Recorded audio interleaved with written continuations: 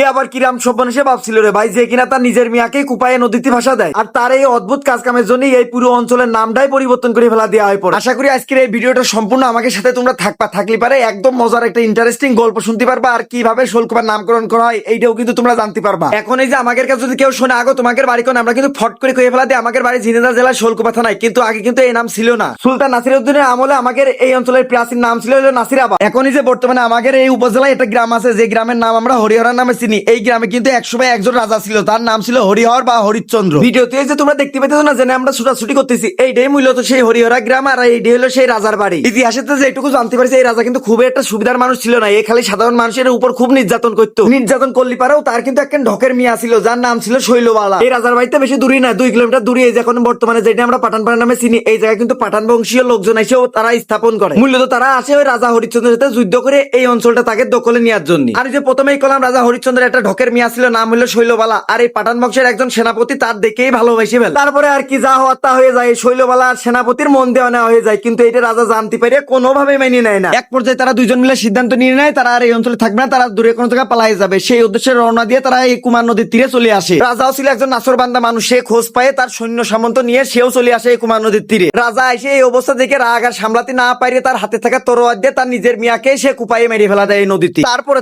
এলাকায় যে সাধারণ মানুষ ছিল ওই শৈলবালার নাম অনুসরণ করে মনে করো যে এই অঞ্চলের নাম শৈলকুপা রেখে দেয়। তবে ঘটনা যে এইটাই 100% সত্যি তা কিন্তু কোয়া যাচ্ছে না, আরো বেশ কয়েকটা কারণ দেখানো আছে, তবে এইটা 90% মানুষ বিশ্বাস করে যে এই কারণেই এই অঞ্চলের নাম শৈলকুপা করা হয়।